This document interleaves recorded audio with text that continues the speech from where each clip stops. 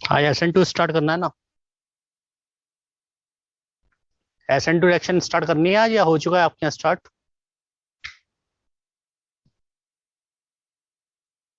Response तो दे दो।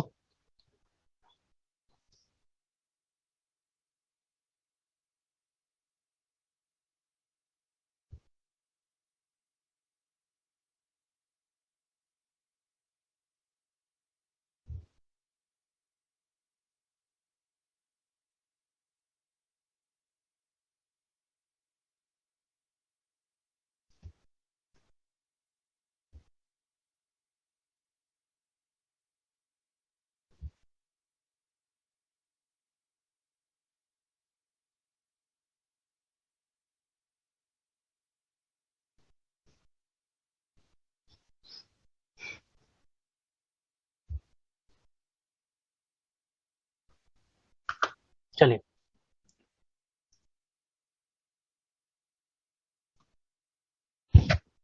नेक्स्ट।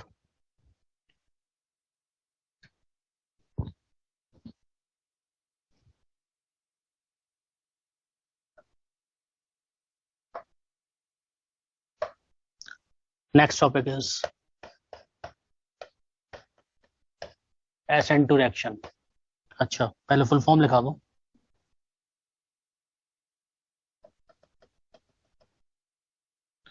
बायोमोलिकुलर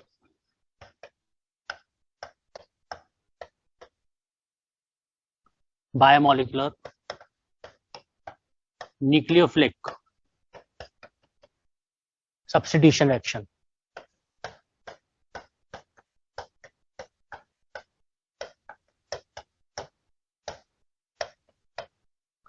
सो इसको बोलेंगे हम क्या? SN2 reaction.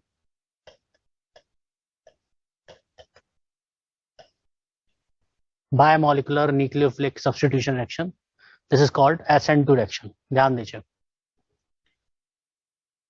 पहले पॉइंट लिख लीजिए एक।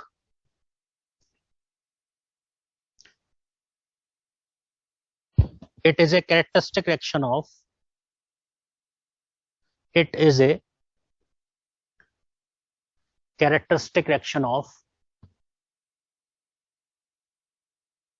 alkyl halides, alcohols and ether. It is a characteristic reaction of alkyl halide, alcohol and ethers. ठीक है, तो जो जनरल रिएक्शन है वो क्या है? जनरल रिएक्शन, यदि ये हमारे पास कोई RLG, LG means leaving group है, यदि हमें इसकी रिएक्शन न्यूक्लियोफाइल के साथ कराते हैं तो यहाँ पे हमें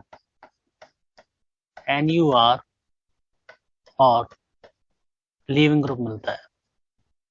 इसका मतलब लीविंग ग्रुप जो होता है वो NU के द्वारा क्या कर दिया गया बेटा? सब्स्टिट्यूट कर दिया गया। तो सेम रिएक्शन SN1 में थी, तो डिफरेंस क्या है? डिफरेंस आपको मैकेनिज्म में नजर आएगा। यदि हम इसकी मैकेनिज्म पढ़ते हैं तो ये स्टेप सिंगल स्टेप रिएक्शन है। यहाँ पे होता क्या है, जो RLG है इसके ऊपर ये NU इसी स्टेप में अटैक कर देता है बैक साइड से और ये बाहर निकल जाता है। तो इसी स्टेप में रिएक्शन करता है, बैक साइड से अटैक होगा, इस साइड से अटैक नहीं हो सकता क्योंकि ये भी नेगेटिवली चार्ज होगा और ये भी नेगेटिवली चार्ज होगा, तो दोनों के बीच में क्या होगा? रिपल्शन होगा। इसलिए यहाँ पर इन दोनों के बीच ये आता है और ये जाता है दोनों सेम टाइम। जबकि SN1 में क्या हो रहा था, LG पूरी तरह से डिपार्ट हो रहा था, उसके बाद जो था न्यूक्लियोफाइल आके अटैक कर रहा था। पर यहाँ पर ये दोनों क्या होते हैं? सेम टाइम पे होते हैं।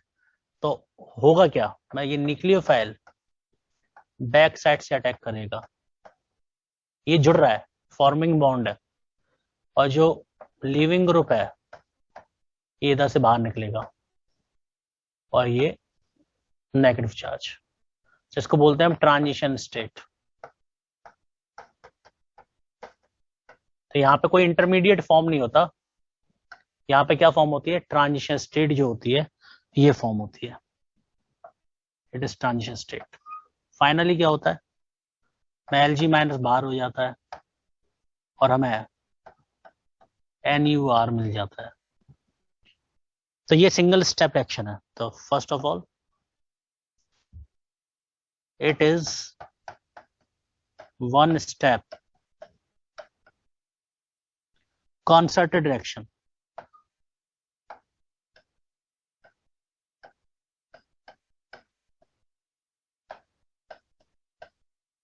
कंसर्टेड मीन्स क्या होता है?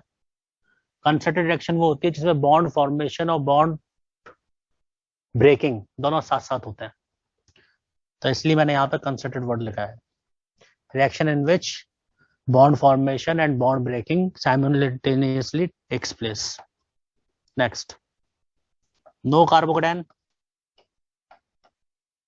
no rearrangement।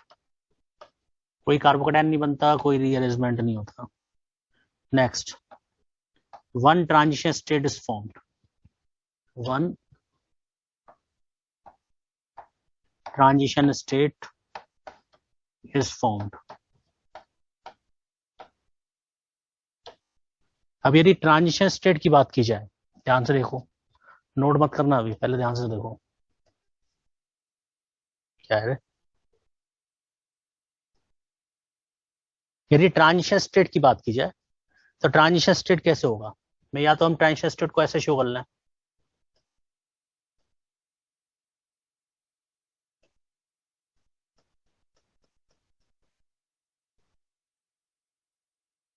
यहां से कौन आ रहा है बेटा?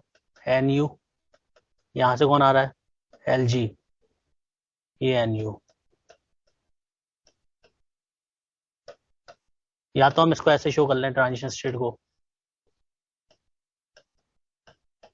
या फिर हम इसको कैसे शो कर सकते हैं? सी,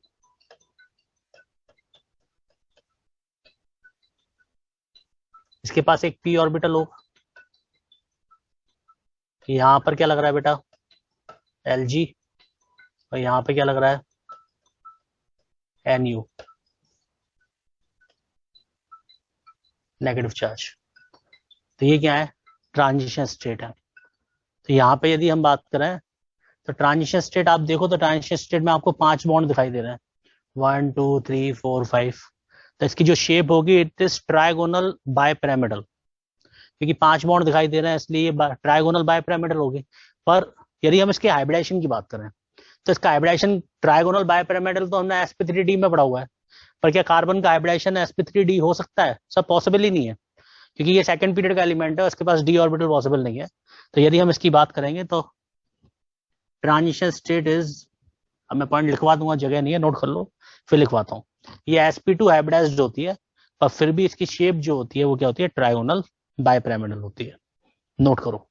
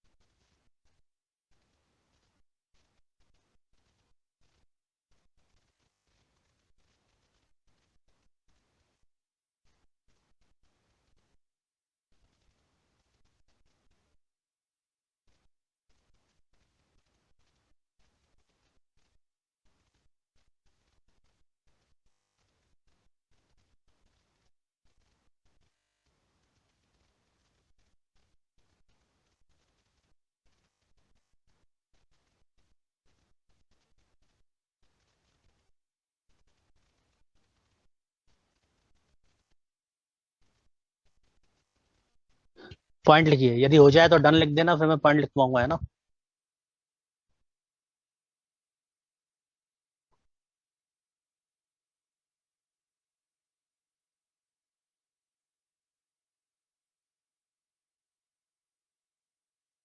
it is one step concerted direction.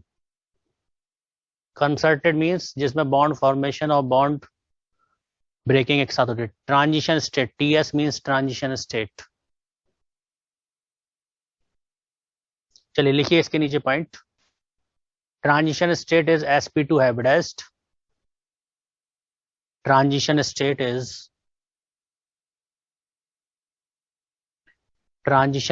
Is sp2 hybridized and trigonal bipyramidal in shape,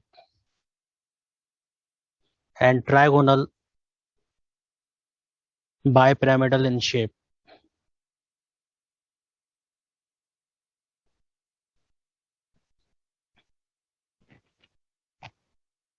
ठीक है, चलिए नेक्स्ट वन। तो sp2 hybridized के साथ साथ ये ट्रायगोनल बाइपिरामिडल होता है। काइनेटिक्स,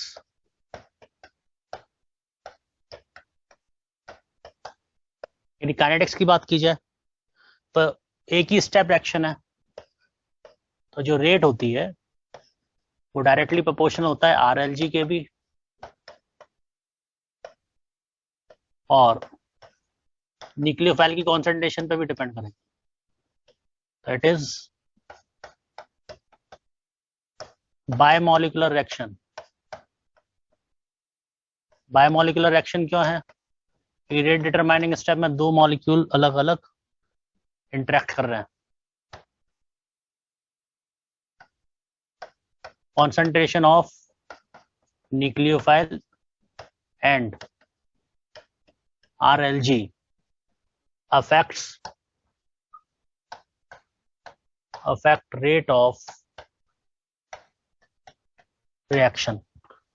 ठीक है, यदि हम एनर्जेटिक्स की बात करें, देखो एक ही स्टेप है, जब एक ही स्टेप है तो बेटा कितनी पीक्स बनेगी? एक ही स्टेप है तो डेफिनेटली हमें एक ही पीक मिलेगी।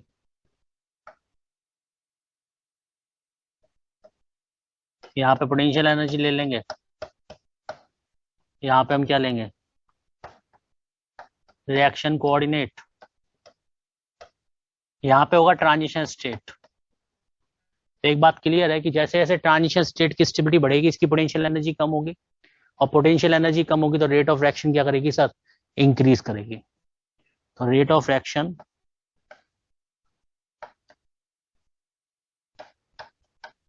डायरेक्टली प्रोपोर्शनल होगा स्टेबिलिटी ऑफ ट्रांजिशन स्टेट के।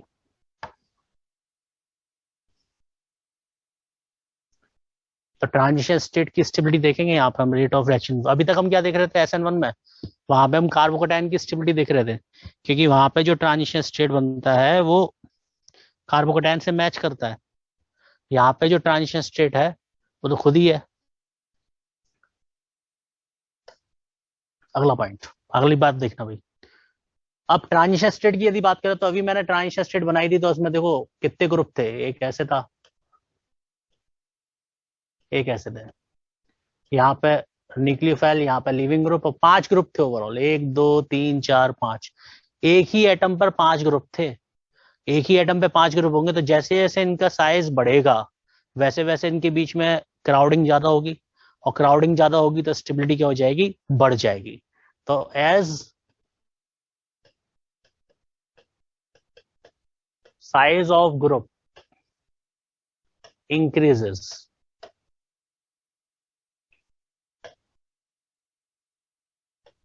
crowding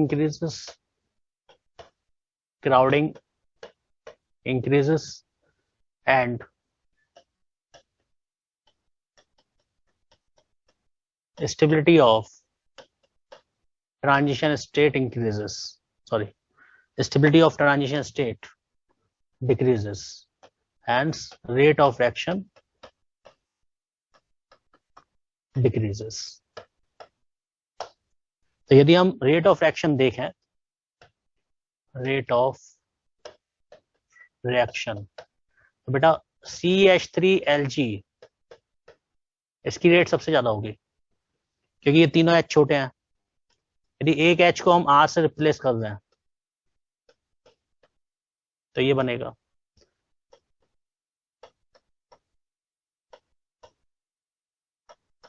तो ये बनेगा,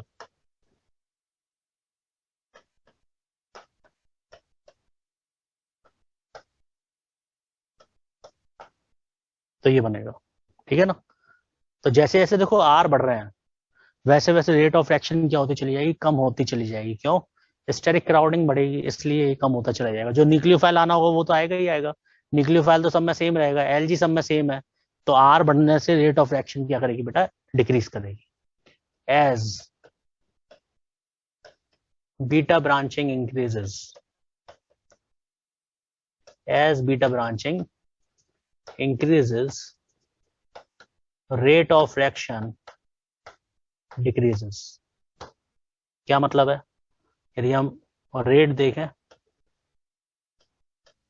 रेट ऑफ रिएक्शन, बेटा CH3CH2Lg इसकी रेट सबसे ज्यादा, फिर R CH2CH2Lg, फिर R CH R CH2Lg, और फिर R CR R CH2Lg। तो बेटा ये अल्फा कार्बन है, ये बीटा कार्बन है, Lg के साथ लगा हुआ कार्बन अल्फा और उसके जस्ट बगल वाला क्या है, बीटा। तो जैसे जैसे इस बीटा कार्बन पर ब्रांचिंग बढ़ रही है वैसे वैसे भी रेट ऑफ रिएक्शन क्या होती चली जाएगी, कम हो जाएगी। इवन ये तो SN2 देता ही नहीं है।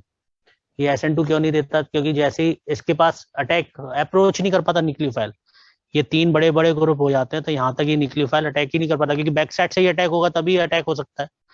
SN2 में इस साइड से तो आ नहीं सकता, तो इसमें तो रिएक्शन होती ही नहीं है।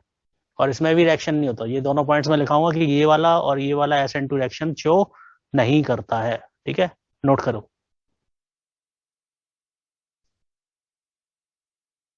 यार इतना बड़ा तो लिख रहा हूँ, और कितना बड़ा लिखूं?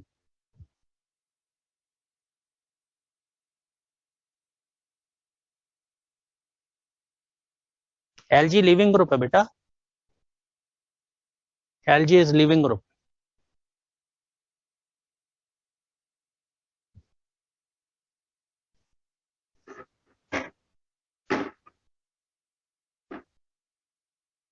लास्ट पे ये भी दिखाएंगे, पहले ये बना लो।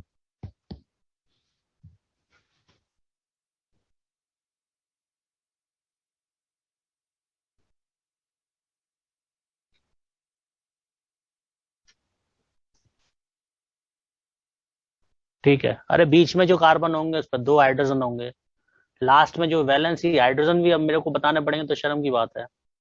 कार्बन के साथ एक Lg लग रहा है तो उस पर तीन हाइड्रोजन है। हाँ, SN1 और SN2 में अंतर है ना बेटा, इसलिए SN1 रिएक्शन और SN2 रिएक्शन में अंतर है।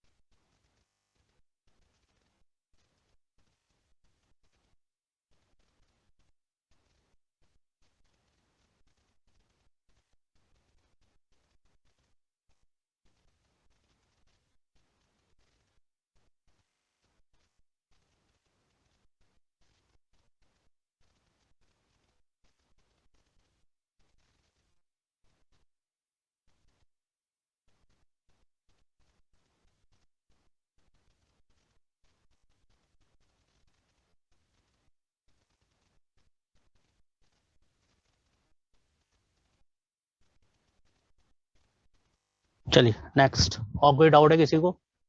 डन हो गया सबका? कोई डाउट है?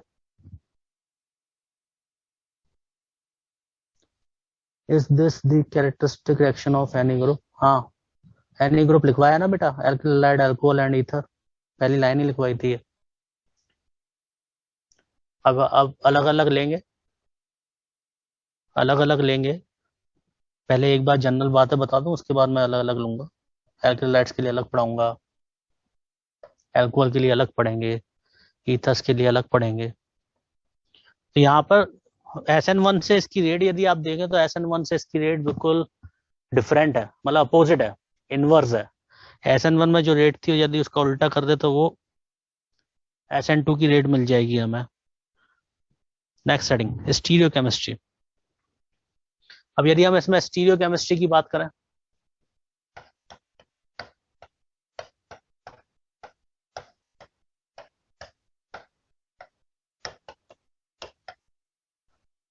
स्टीरियो केमिस्ट्री, इसमें जो न्यूक्लियोफाइल आता है वो बैक साइड से आता है, सेम साइड से तो आ नहीं सकता। तो in this section nucleophile attacks from, in this section nucleophile attacks from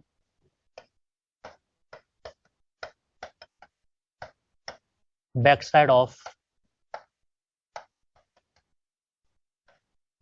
leaving group. In this section nucleophile attacks from backside of leaving group. So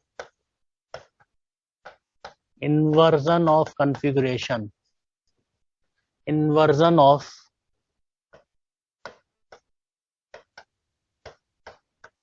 configuration takes place. So inversion of configuration takes place. This inversion is called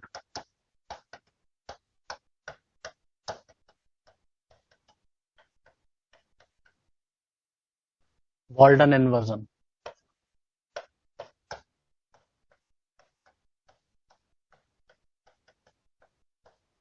इस inversion को हम क्या बोलते हैं? Walden inversion कहते हैं। ठीक है ना? नेक्स्ट, तो यहां पर सेम साइड से अटैक नहीं होगा। यदि ये C है,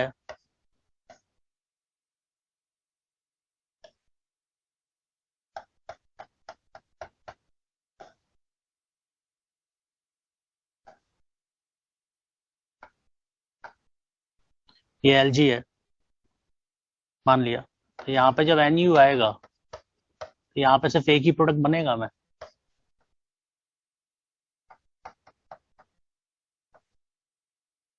ये मिलेगा मैं। तो जिस साइड Lg लगा होगा उस साइड Nu नहीं आ सकता, अपोजिट साइड से अटैक करेगा, तो इसको बोलते हैं मैं इन्वर्जन। और यदि Lg वाली साइड ही आ जाता तो इसको हम क्या बोलते हैं? रिटेंशन। तो यहाँ पर हमेशा इन्वर्जन होगा, SN2 रिएक्शन जब भी होगा तो यहाँ पे क्या होगा? इन्वर्जन होगा, कभी भी रिटेंशन नहीं होगा। ठीक है, और हमेशा एक ही प्रोडक्ट बनेगा। यहाँ पे हमेशा बैक साइड वाला प्रोडक्ट बनेगा तो हमेशा एक ही प्रोडक्ट बनेगा। तो इन SN2 reaction only one product is formed.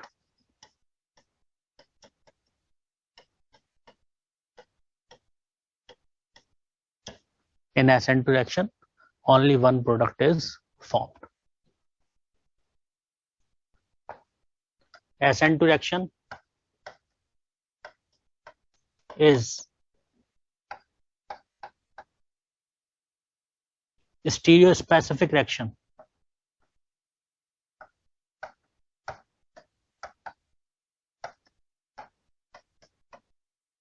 स्टीरियोस्पेसिफिक क्यों है? क्योंकि हमेशा बैक साइड ही अटैक होगा, कभी भी सेम साइड से अटैक नहीं हो सकता। तो यदि स्टीरियो है तो हमेशा बैक साइड से ही क्या होगा?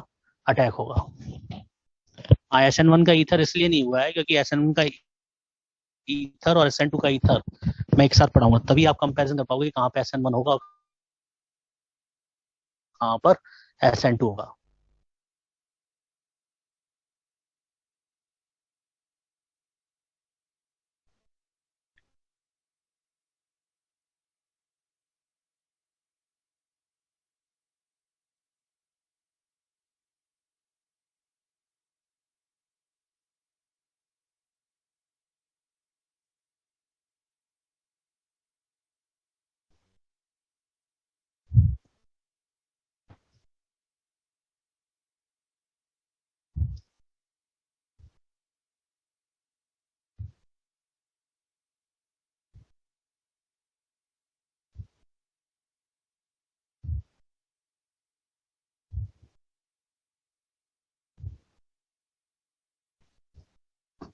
Done done. कोई रह रहा है?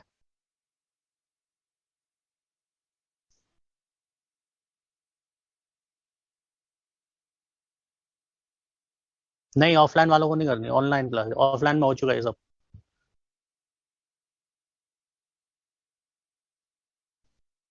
ठीक है, नेक्स्ट वन।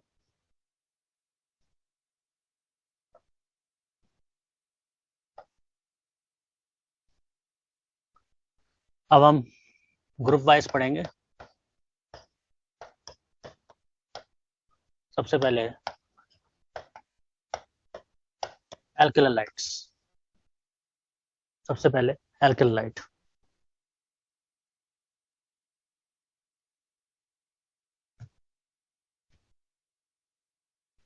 ठीक है, एल्केलाइट में सबसे पहले क्या रिएजेंट होने चाहिए? कौन से कौन सा रिएजेंट क्या करेगा? SN2। ऐसा स्ट्रॉन्ग न्यूक्लियोफाइल होना चाहिए।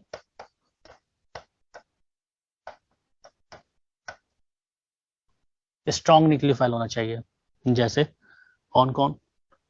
Cl माइनस हो जाए, Br माइनस हो जाए, I माइनस हो जाए, Cn हो जाए, Cn माइनस हो जाए, OH माइनस हो जाए, SH माइनस हो जाए।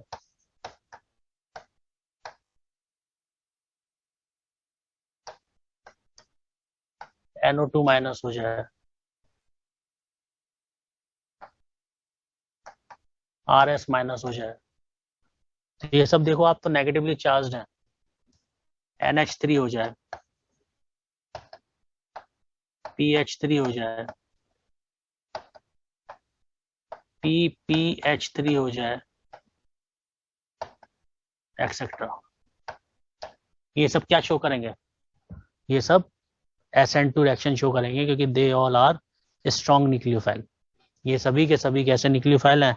Strong nucleophile. देखो SN1 में जो था, हमें वीक न्यूक्लियोफाइल लेने पड़ रहे थे, क्योंकि वहां पे हमें उसी स्टेप में रिएक्शन नहीं करानी थी। पर यहाँ पे हमें रिएक्शन उसी स्टेप में करानी है, और उसी स्टेप में करानी है तो डेफिनेटली जो स्ट्रॉन्ग न्यूक्लियोफाइल होना चाहिए वो ऐसा होना चाहिए जो पार्शियल पॉजिटिव पे अटैक कर ले। क्योंकि यदि RX होगा, यदि हमारा RX होगा तो यहाँ पे तो नेगेटिव और यहाँ पे पॉजिटिव। अब यदि इसी स्टेप में रिएक्शन करना है तो न्यूक्लियोफाइल स्ट्रांग होना चाहिए, जिससे कि वो पार्शियल चार्ज पे क्या कर ले? अटैक कर ले। इसलिए हम यहाँ पे स्ट्रांग न्यूक्लियोफाइल को क्या करते हैं? लेते हैं। तो ये सभी न्यूक्लियोफाइल्स जो होंगे ये SN2 रिएक्शन देंगे। नेक्स्ट, लीविंग ग्रुप कैसे होने चाहिए? अब यहाँ पे तो रेट डिटरमाइनिंग स्टेप में ही लीविंग ग्रुप है। लीविंग ग्रुप कैसे होने चाहिए? Leaving group, good leaving group favours, good leaving group favours SN2 reaction. तो यदि हम रेट देखें तो RI की रेट RBR से ज्यादा होगी, RBR की रेट RCl से ज्यादा होगी, और RCl की रेट RF से ज्यादा होगी। ठीक है, तो लीविंग ग्रुप जो होने चाहिए वो अच्छे होने चाहिए। Next,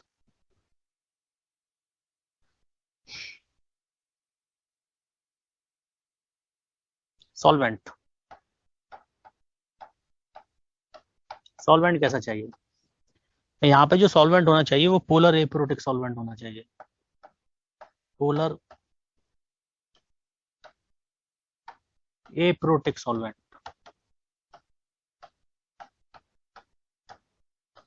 polar aprotic solvent favours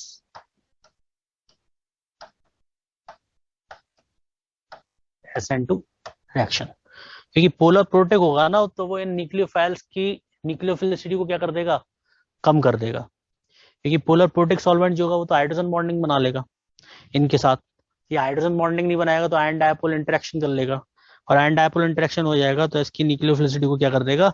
कम कर देगा। इसलिए जो पोलर एप्रोटिक सॉल्वेंट होते हैं वो इसको क्या करते हैं, फेवर करते हैं, और पोलर प्रोटिक सॉल्वेंट जो होते हैं वो इसको फेवर नहीं करते। तो क्या क्या इफेक्ट डालेगा ये सॉल्वेंट, क्या इफेक्ट करेगा? तो पहली बात तो it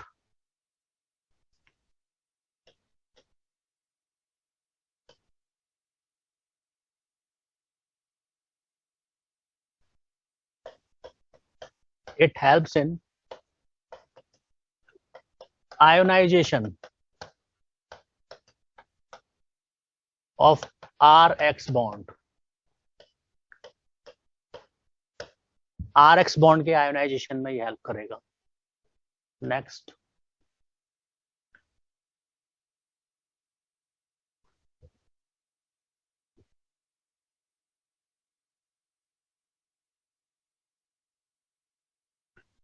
transition state is negatively charged, so it stabilizes transition state। Charge है ना, और ये भी पोलर है, तो जो पोलर सॉल्वेंट होगा वो इस ट्रांजिशन स्टेट को क्या करेगा, स्टेबलाइज करेगा। Next, effect of solvent on nucleophilicity.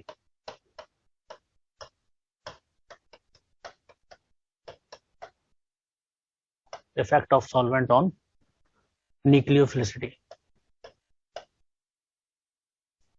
Nucleophilicity पे सॉल्वेंट का क्या इफेक्ट पड़ता है? तो जितने भी पोलर प्रोटिक सॉल्वेंट होते हैं, पोलर प्रोटिक सॉल्वेंट,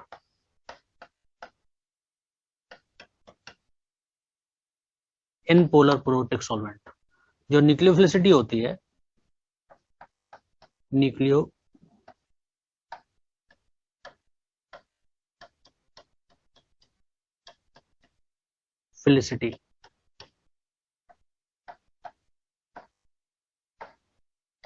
का ऑर्डर ये होता है। क्यों भाई? मैं, क्योंकि ये स्मॉल साइज होता है,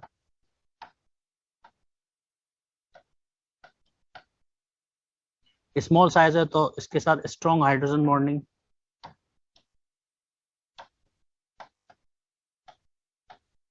या इंटरेक्शन ज्यादा होगा, और स्ट्रॉन्ग हाइड्रोजन बॉन्डिंग होगा तो सॉल्वेशन क्या होगा, ज्यादा होगा, और जितना ज्यादा सॉल्वेशन होगा न्यूक्लियोफिलिसिटी उतनी ही क्या हो जाएगी, कम हो जाएगी। तो पोलर प्रोटिक सॉल्वेंट में तो न्यूक्लियोफिलिसिटी का ऑर्डर ये होता है, अब पोलर ए प्रोटिक सॉल्वेंट में न्यूक्लियोफिलिसिटी का ऑर्डर क्या हो जाता है, इसका अपोजिट हो जाता है। नोट करो, लिखवाता हूँ।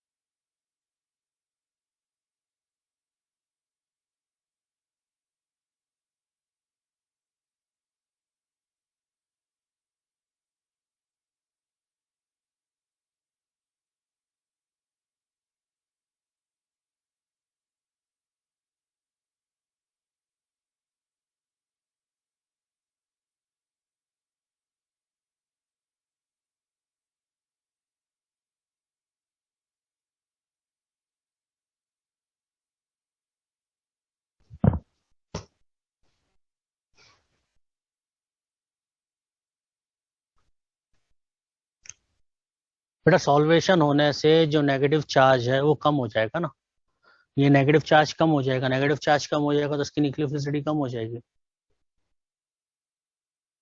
चार्ज बढ़ जाएगा ना, नेगेटिव चार्ज को कोई पॉजिटिव वाला खींचेगा तो ये चार्ज बढ़ जाएगा।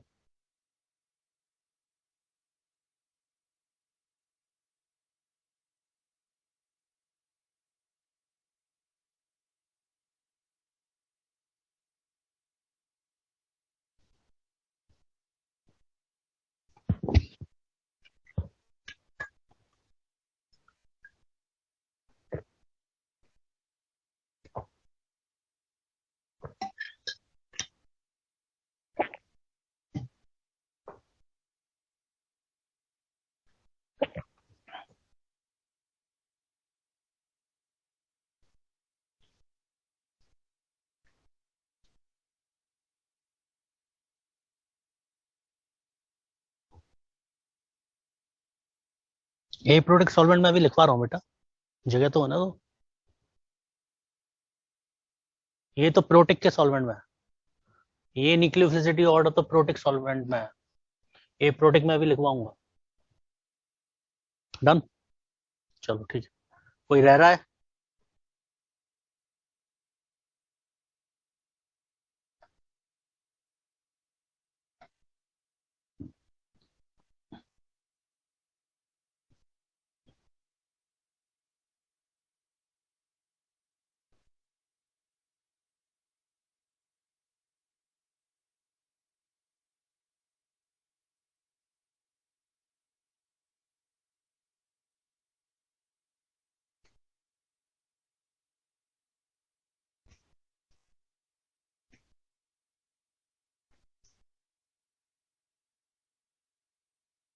अरे वो न्यूक्लियोफिलिसिटी है ना, न्यूक्लियोफिलिसिटी पढ़ रहे हैं इसलिए मैं दोनों में बता रहा हूँ न्यूक्लियोफिलिसिटी का क्या इफेक्ट रहता है। नेक्स्ट, इन पोलर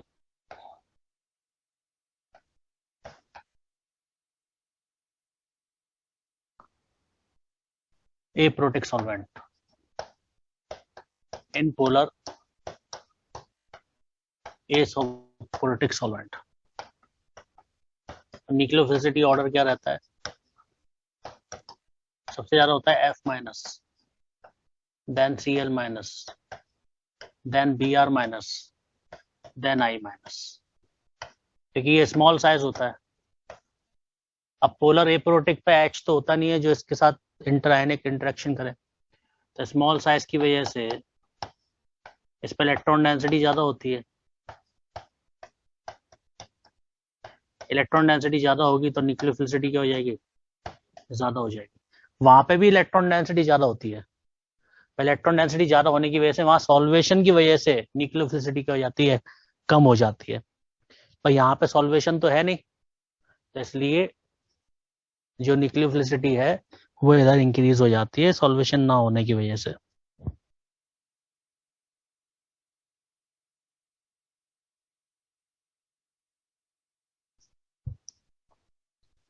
ठीक है भाई, न्यूक्लियोफिलिसिटी का ऑर्डर इंपॉर्टेंट है। Next,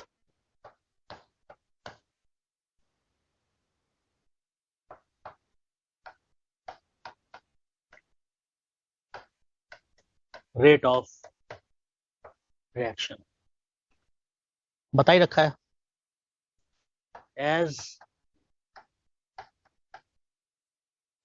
steric hindrance as steric hindrance increases, rate of reaction decreases। जैसे जैसे स्टेरिक हिंड्रेंस बढ़ता है वैसे वैसे रेट ऑफ रिएक्शन बढ़ता है, घटता है। यदि हम रेट की बात करें तो CH3X, CH3, CH2X, CH3,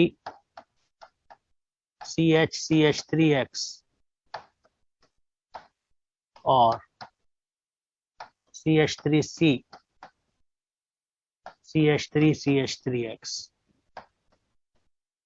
ठीक है ना, एक ऑर्डर तो ये। दूसरी बात,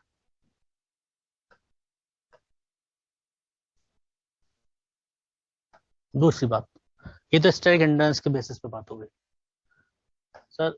दूसरा point, transition state is negatively charged.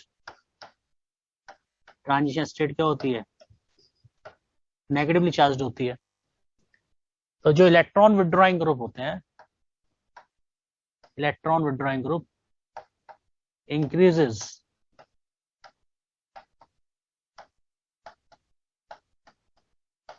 Stability of transition state. जो इलेक्ट्रॉन विड्रॉइंग ग्रुप होते हैं वो ट्रांजिशन स्टेट की स्टेबिलिटी को क्या करते हैं? इंक्रीज करते हैं। इसलिए जो रेट आती है, रेट ऑफ रिएक्शन, वो आर सी ओ CH2X, RCO CH2X की ज्यादा होती है। फिर RO CH2X। देखो ये भी माइनस आई ग्रुप है और ये भी क्या है? माइनस आई।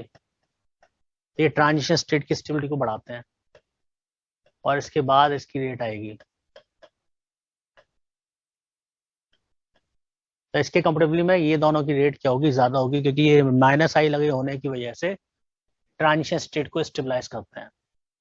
दूसरी बात, रेजोनेंस also stabilize या also increases rate of reaction।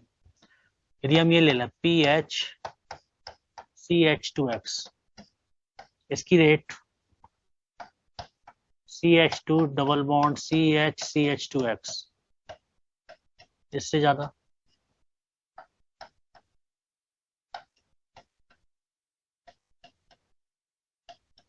फिर से ठीक है, क्यों?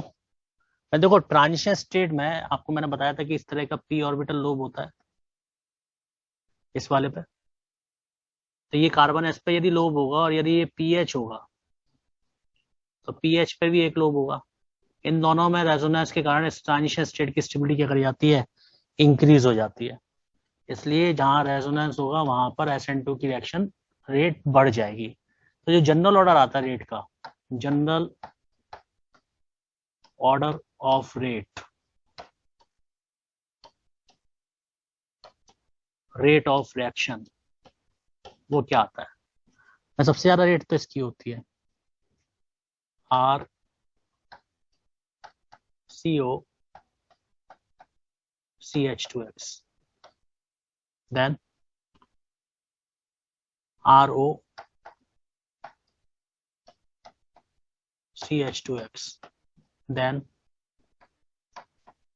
CH3X, then PHCH2X, then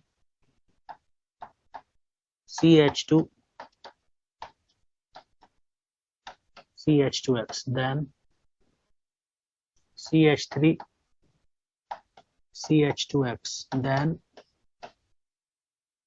CH3 R लिख दूं, CH3 से बेटर।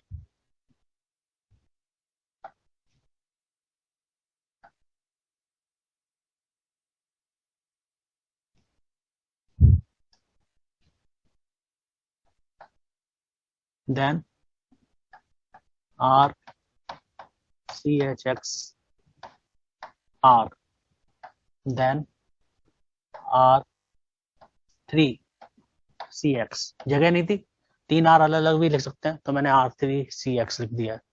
तो ये जनरल ऑर्डर ऑफ रेट आता है। Down the group nucleophilicity decrease करता है। नहीं, किसने कहा down the group nucleophilicity decrease करता है? डाउन द ग्रुप न्यूक्लियोफिलिसिटी वैसे इंक्रीज करता है गैसियस फेज में लेंगे तो, और सॉल्वेंट वाले में मैंने बताई दी आपको। हाई ओरिजिनल टाइमिंग पर क्लास नहीं होगी, शाम को नहीं होगी, वो इधर शिफ्ट हो गई।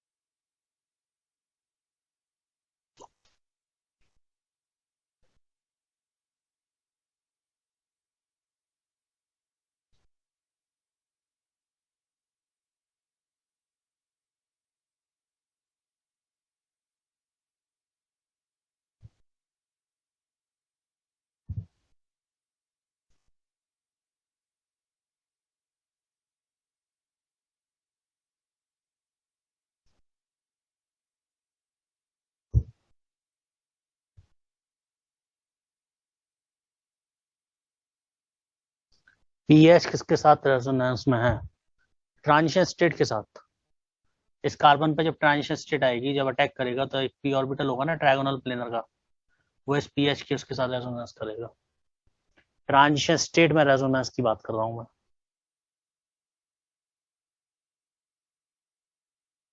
हाँ, न्यूक्लियोफिलिसिटी डिनोट कर रहा है NU माइनस।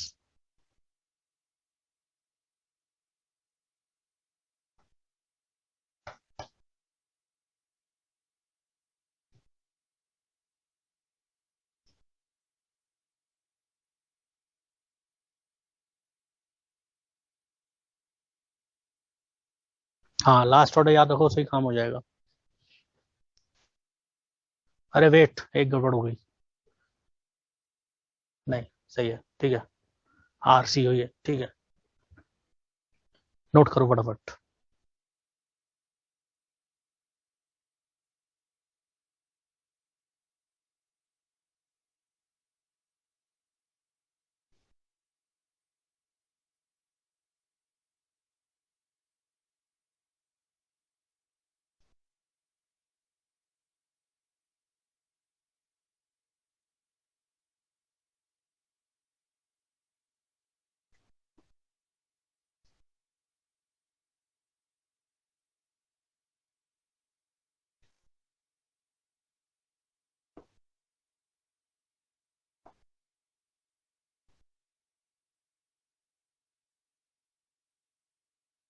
हो जाए तो डन लिख देना भाई।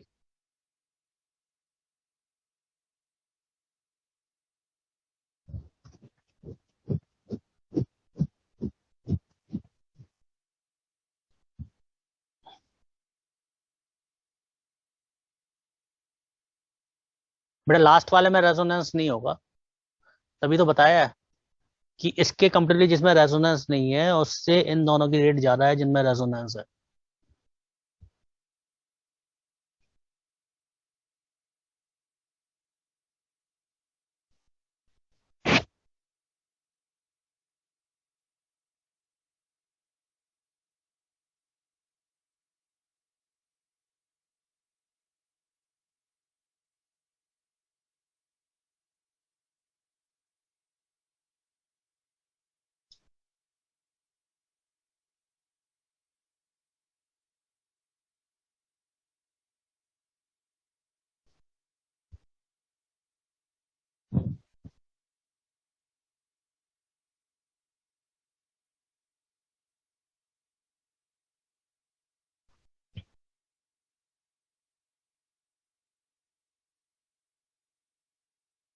हो गया डन।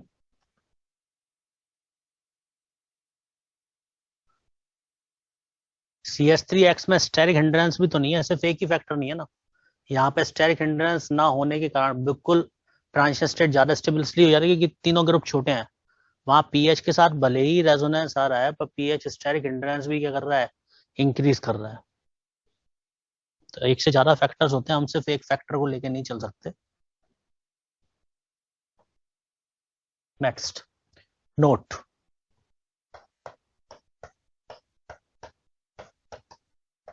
नोट।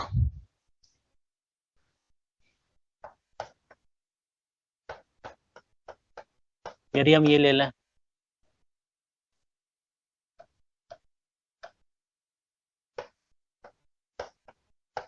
या फिर हम ये ले लें, या फिर हम ये ले लें,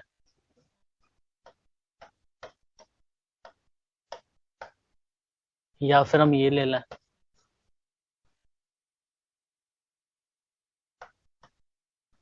या फिर हम ये ले लें,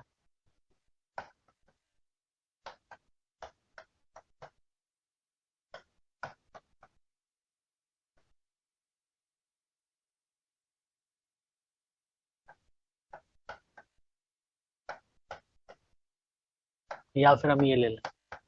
R लगा दो।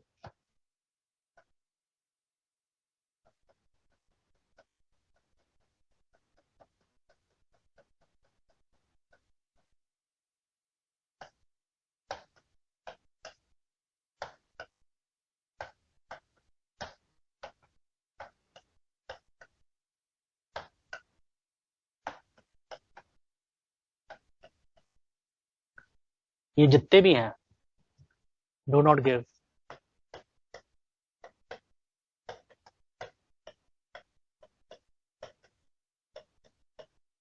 ये सभी एसएन टू रिएक्शन नहीं देते हैं। रीजन एसएन वन में बताया था, मैं यहाँ पे डबल बॉन्ड कैरेक्टर आ जाता है ड्यू टू रेजोनेंस, यहाँ पे भी डबल बॉन्ड कैरेक्टर आएगा ड्यू टू रेजोनेंस, यहाँ पे भी डबल बॉन्ड कैरेक्टर आएगा ड्यू टू रेजोनेंस। ये 3 डिग्री कार्बोडाइन ऑलरेडी 3 डिग्री है, 3 डिग्री कार्बोडाइन कभी SN2 नहीं देगा, ये भी ऑलरेडी 3 डिग्री है। और यहाँ पे अल्फा पर 3 डिग्री होने के कारण, बीटा पर 3 डिग्री होने के कारण ये अप्रोच नहीं हो पाता, अभी थोड़ी देर पहले भी बोला था मैं। तो यहाँ पे ये जितने भी कंपाउंड्स हैं ये SN2 रिएक्शन नहीं देते हैं। Next question, compare rate of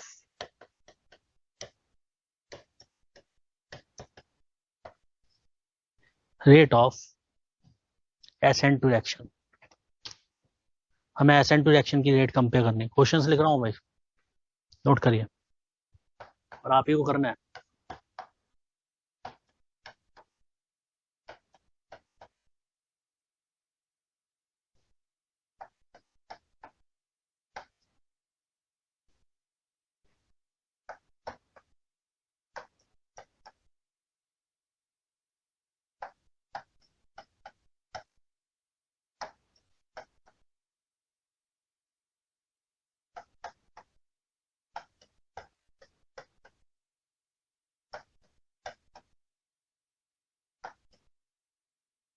तीनों की रेट बतानी है।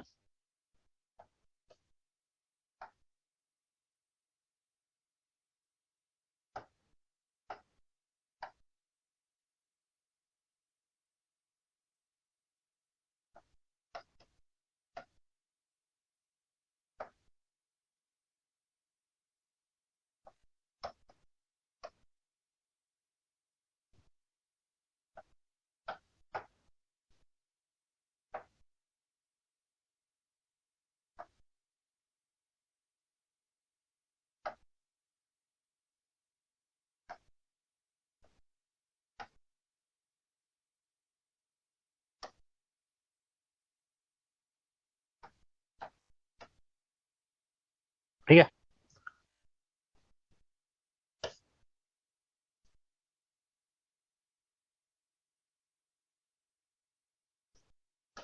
फोर्थ,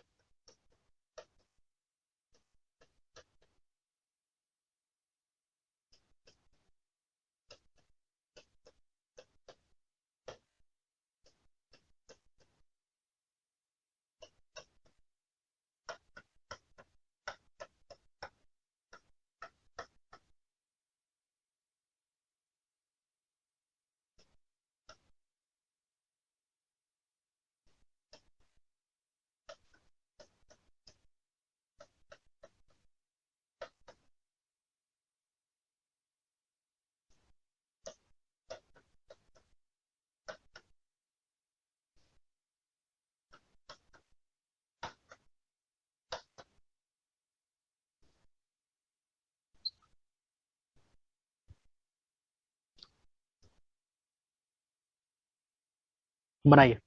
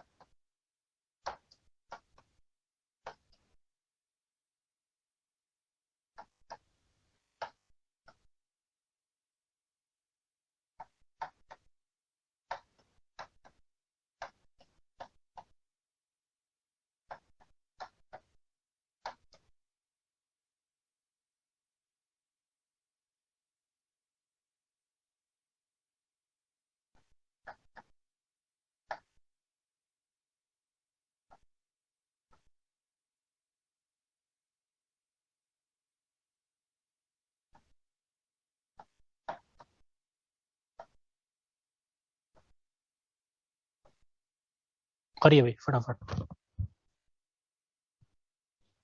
कंपेयर करिए, हो जाए तो डन लिख देना।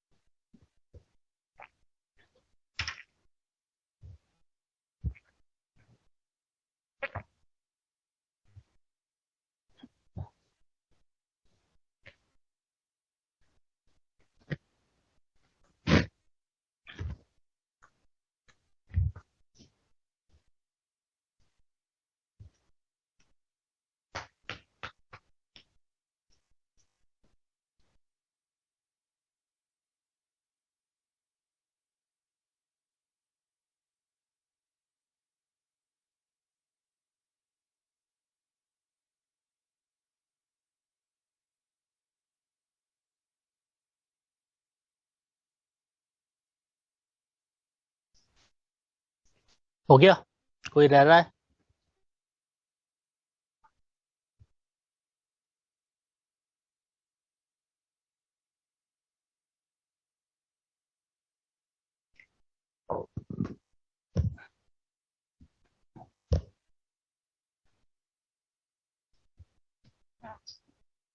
चलो,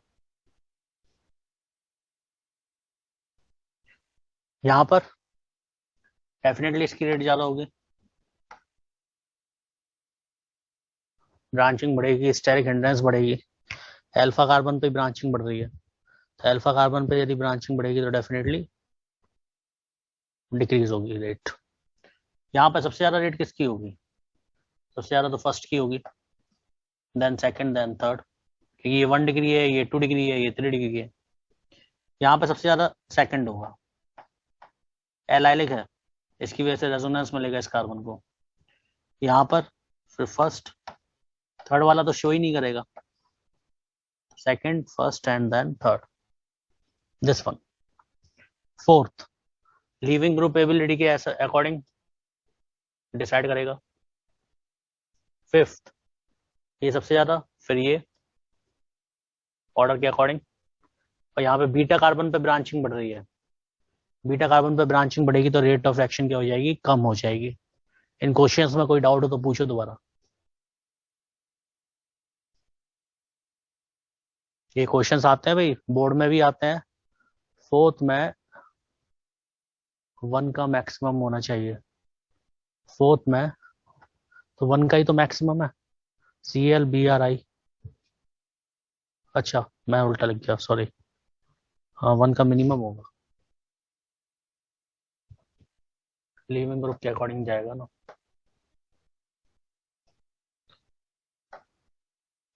लीविंग ग्रुप आई ज्यादा अच्छा है, ठीक है। नेक्स्ट, और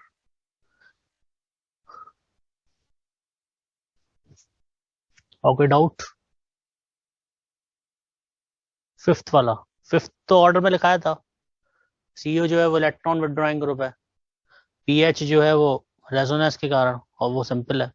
थर्ड वाले में ये रेजोनेंस के कारण allylic, CH2 double bond CH single bond CH2Cl ज्यादा होता है। ऑर्डर देखो यदि नहीं आ रहा तो पीछे ऑर्डर लिखवाया। सेकंड में ये 1 डिग्री है, ये 2 डिग्री है, 3 डिग्री है, तो 1 डिग्री रेट हमेशा ज्यादा होती है 2 डिग्री से, और 2 डिग्री की ज्यादा होती है 3 डिग्री से, क्योंकि स्टेरिक हिंड्रेंस बढ़ेगा तो रेट ऑफ एक्शन क्या होता चला जाएगा? कम होता चला जाएगा। और बेटा ए प्रोटीन में लीविंग ग्रुप की नहीं, वो न्यूक्लियोफिलिसिटी की ऑर्डर चेंज होती है, लीविंग ग्रुप तो सेम ही रहता है। 1 डिग्री रिलीज जल्दी नहीं करेगा, 1 डिग्री पे पीछे से अटैक होने के चांसेस ज्यादा रहते हैं, इसलिए 1 डिग्री पर अटैक जल्दी होगा, 3 डिग्री पर तो अटैक ही नहीं होगा।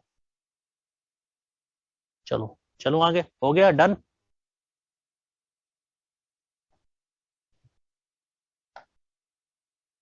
Seventh, give products.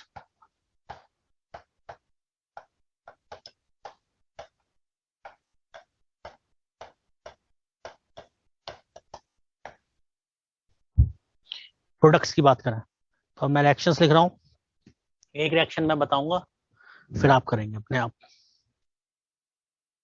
जैसे मैंने लिखा ये,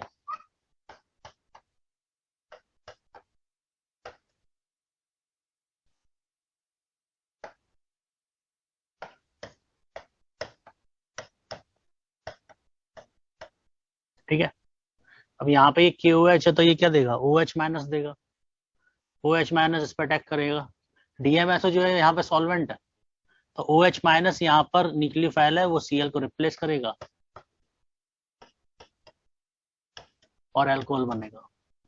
तो आपको पहले न्यूक्लियोफाइल डिसाइड करना है, उसके बाद क्वेश्चन करना है।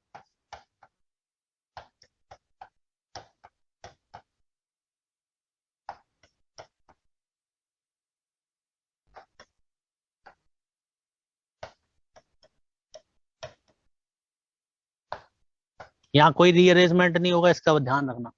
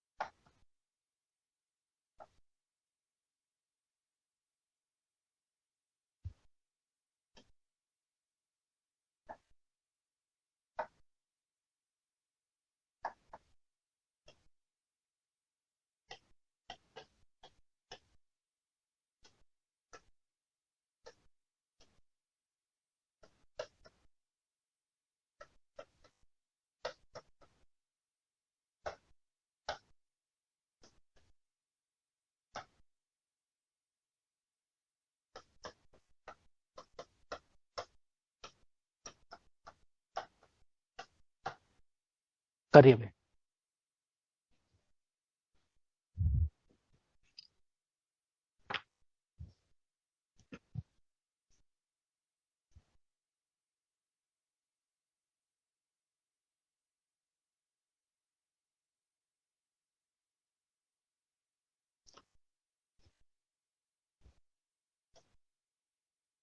है तो सही रेजोनेंस। अरे यहाँ पे जब p ऑर्बिटल आएगा, ट्रांजिशन स्टेट का p ऑर्बिटल तो यहीं पे आएगा ना, इसके साथ ही रेजोनेंस में नहीं आएगा। अब इतना नहीं पहचानोगे तो कैसे काम चलेगा।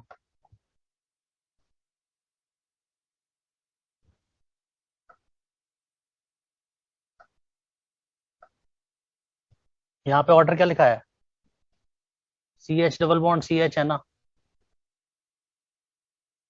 तो इसी के जैसा तो है CH, तो जिससे कार्बन लगाया उसके बगल वाले कार्बन पे डबल बॉन्ड है। अब यहाँ पे देख, जिस पे कार्बन पे Cl लगा है उसके बगल वाले कार्बन पे डबल बॉन्ड है, तो एक सा ही तो पोजीशन है वो।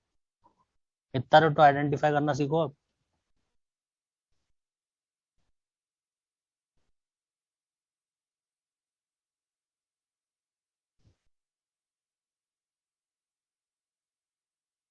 रैसेमिक मिक्सचर नहीं बनेगा इसमें, क्योंकि इसमें सिर्फ बैक साइड अटैक पॉसिबल है, दोनों साइड से अटैक नहीं होगा।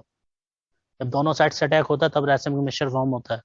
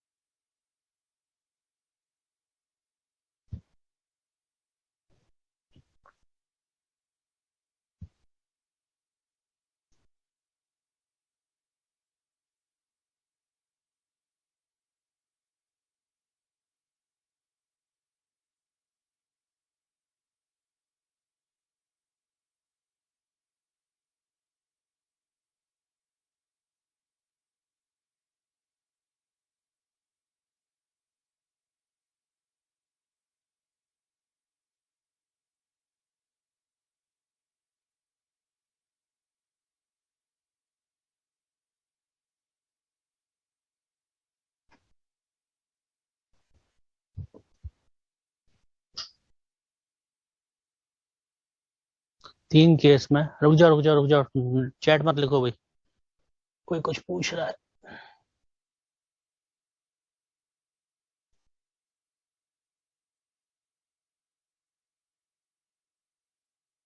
रिजल्ट कहाँ है बेटा तीसरे केस में?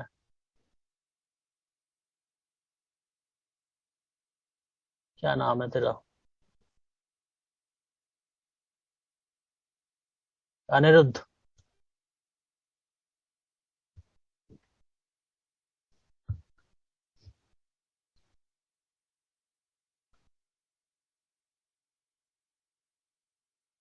क्या परेशानी है बोल, बोल क्या दिक्कत है अब? थर्ड केस में कहाँ है ब्रिजेट? यहाँ कहीं ब्रिजेट दिखाई दे रहा है? ये तो बेंजीन है, बेंजीन की वजह से यहाँ पे डबल बॉन्ड कैरेक्टर होगा।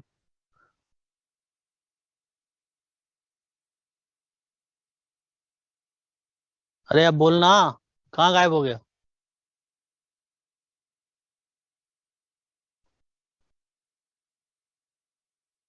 चलो भाई, हो गए ये क्वेश्चंस,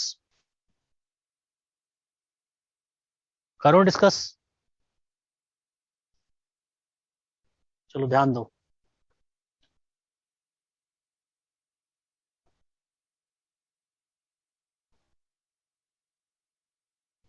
यहाँ पे यदि हम बात करेंगे तो देखो, सीएल हटेगा, एसएच आएगा।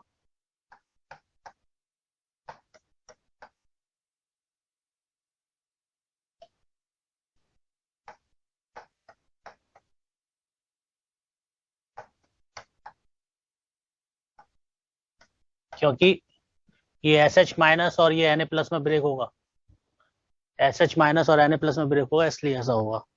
ठीक है, यहाँ पर सेकंड में कुछ नहीं होगा, क्योंकि ये एस एन टू देगा ही नहीं, क्योंकि ऑलरेडी 3 डिग्री है, और 3 डिग्री पे एस एन टू पॉसिबल नहीं है।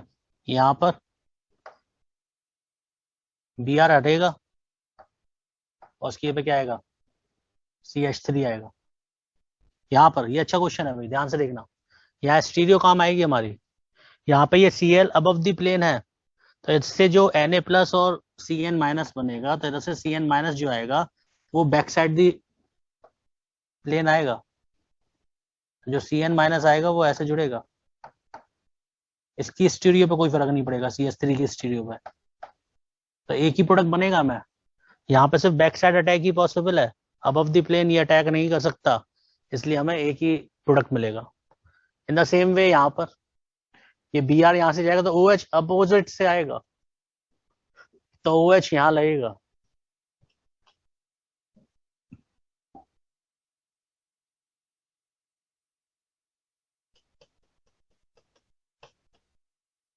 ये मिलेगा। इन द सेम वे यहाँ पर आई बैक साइड से आएगा, एक ही प्रोडक्ट मिलेगा, तभी तो इसे स्टीरियो स्पेसिफिक बोलना है। आई बैक साइड से आएगा, एच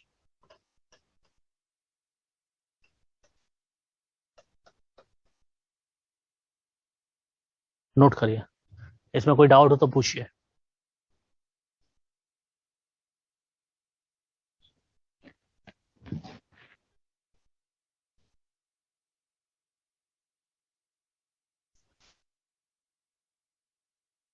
चार नंबर में क्या दिक्कत है? ये सी एस थ्री माइनस आएगा, ये प्लस आएगा, तो न्यूक्लियोफाइल यही तो है, बी आर हटेगा, उसके बाद सी एस थ्री आ जाएगा। 6 में वैच पर ओ एच आएगा ना, वैच पे क्यों आएगा? वैच पे क्यों आएगा?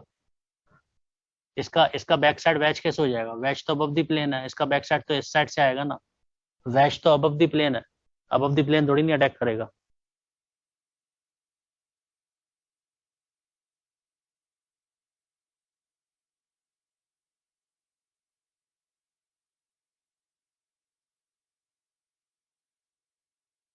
अरे वीक न्यूक्लियोफाइल है, तो ये किसने कहा कि रिएक्शन नहीं होगी?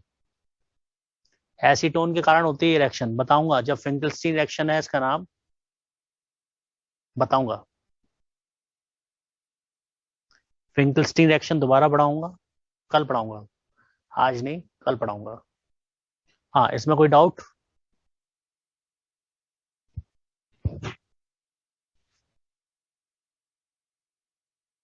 चलो next question.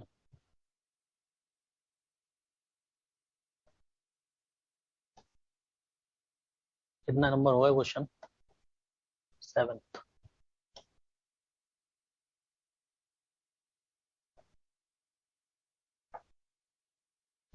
8th number question, देखो ध्यान से।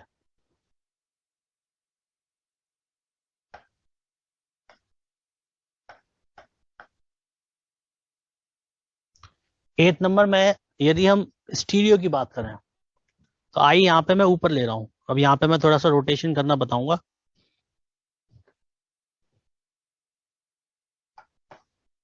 ध्यान से देखना, अच्छा क्वेश्चन है।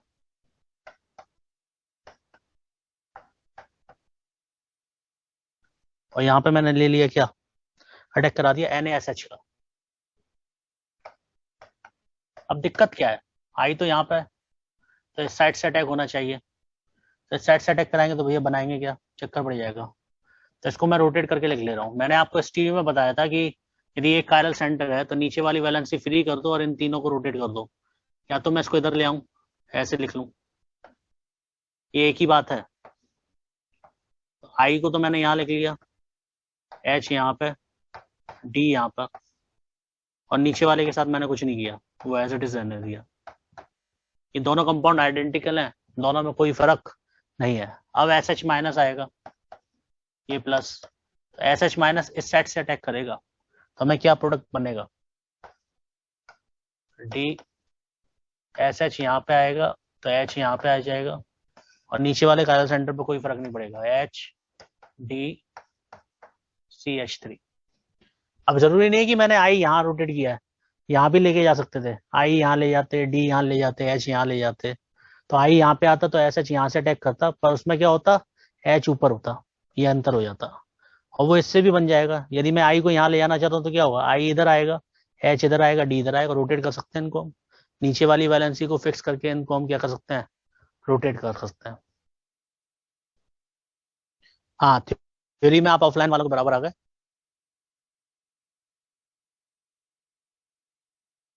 थ्योरी में ऑफलाइन वालों से एक क्वेश्चन आगे ही आ गई। क्वेश्चन थ्योरी ऑफलाइन में नहीं कराया अभी, नेक्स्ट क्लास में कराऊंगा। डिस्कशन में आपका क्या चल रहा है, उनका डिस्कशन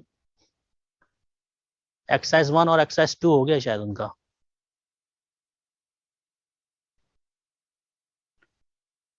हाँ, अब आज नहीं करा रहा मैं डिस्कशन, आज इतना ही। आज मैं 8 बजे से पढ़ा रहा हूँ सुबह, लगातार हो गई इतनी क्लासेस। आज नहीं, नेक्स्ट क्लास में बात करेंगे डिस्कशन की, ठीक है। नेक्स्ट क्लास में डिस्कशन करेंगे, आज के लिए इतना ही। Good bye.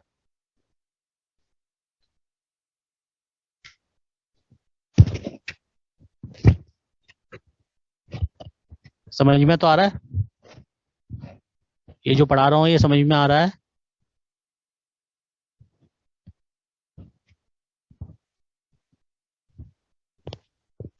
ठीक है, रिवाइज करते रहिए बस। ORM 1 2 ये रिवाइज करते रहिए बार बार। ORM 4 तक जब हो जाएगा तो फिर NCERT पे आएंगे हम लोग।